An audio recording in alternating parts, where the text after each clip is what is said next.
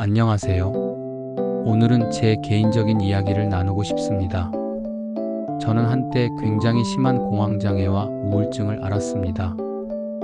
공황장애라는 게 참 묘해요.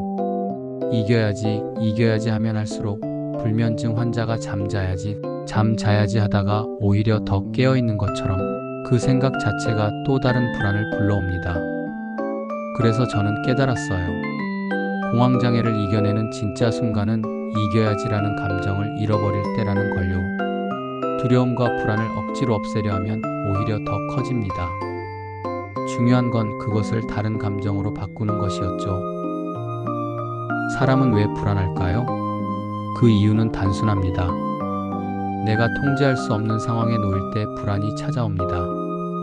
내 뜻대로 안 되는 인생, 내 계획대로 움직이지 않는 현실, 우리는 그것을 반복해서 경험하면서 늘 불안 속에 살아갑니다.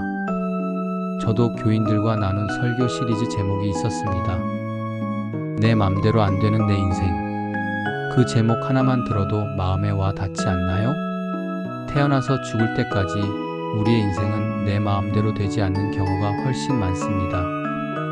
그런데 다윗은 바로 그런 상황, 불안한 환경 속에서 이렇게 고백했어요. 여호와는 나의 목자시니 내게 부족함이 없으리로다. 다윗이 이 고백을 했을 때 그는 온전한 왕이 아니었습니다. 왕위에 올랐지만 반쪽짜리 왕, 여전히 전쟁이 계속되는 상황이었죠. 즉, 상황은 불안했는데 마음은 평안했어요. 왜일까요? 그는 자기 인생을 자기가 통제하는 게 아니라 목자 되신 하나님께 맡겼기 때문입니다. 성경은 하나님과 우리의 관계를 목자와 양으로 자주 비유합니다. 양이란 동물은 사실 굉장히 미련하고 고집도 세고 심지어 냄새도 납니다. 하지만 한 가지 특별한 특징이 있어요. 바로 목자의 음성을 듣는다는 겁니다. 양이 처음부터 순종적인 건 아닙니다. 목자를 따라가다 보니 알게 되는 겁니다. 아, 목자를 따라가면 푸른 초장이 있구나. 목자를 따라가면 쉴만한 물가가 있구나. 그 경험 속에서 양은 점점 목자를 신뢰하게 됩니다. 우리 인생도 그렇습니다. 내가 주인이 되어 살면 불안은 끝나지 않습니다. 하지만 목자의 음성을 듣고 그분이 나를 인도하신다는 사실을 믿기 시작하면 불안은 감사로 바뀌게 되죠. 저는 공황장애와 우울증이 단순히 정신의 문제라고 생각했지만 의사 선생님은 이렇게 말했습니다. 목사님, 정신 문제 이전에 몸이 많이 망가졌습니다. 혈압, 콜레스테롤, 당뇨, 고지혈증, 몸의 균형이 무너진 상태였죠. 몸이 무너지면 정신도 무너집니다. 그래서 첫 번째 처방은 단순했습니다. 몸을 회복해야 합니다. 그 말을 계기로 저는 운동을 시작했습니다. 지금도 일주일에 3번, 4번은 꼭 운동합니다. 몸이 건강해지니 정신도 차츰 안정되더군요. 이 경험을 통해 알게 된 건 영혼, 정신, 육체는 따로 떼어놓을 수 없다는 사실입니다. 하나라도 무너지면 나머지도 흔들리죠. 저는 공황장애를 극복하는데 3가지 방법이 큰 힘이 되었다고 고백합니다.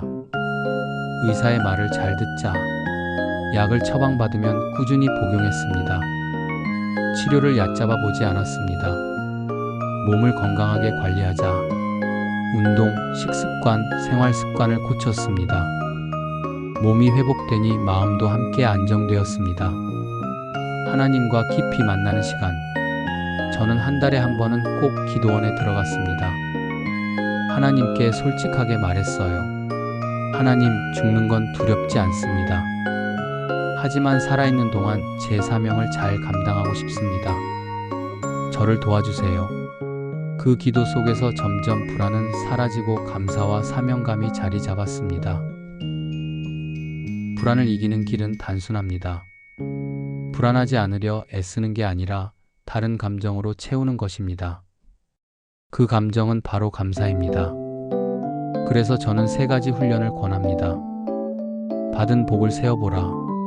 불안과 두려움은 결핍에서 옵니다.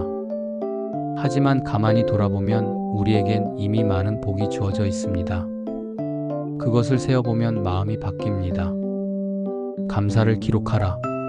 일기처럼 적어도 좋고 마음속으로 되새겨도 좋습니다. 지금까지 지내온 것 주의 크신 은혜라. 이 고백이 내 삶을 붙잡아 줍니다. 범사에 감사하라. 감사는 근육과 같습니다. 쓰면 쓸수록 단단해집니다. 불안의 근육을 키우는 대신 감사의 근육을 키워야 합니다. 그러면 얼굴이, 삶이, 사람과의 관계가 달라집니다. 저는 어느 날 성도들에게 이런 말을 들었습니다. 목사님 같으세요. 제 표정이, 제 삶이 목사 같아졌다는 그 말이 저에겐 가장 큰 축복이었습니다. 여러분, 불안과 두려움이 인생을 잠식하지 않도록 하십시오.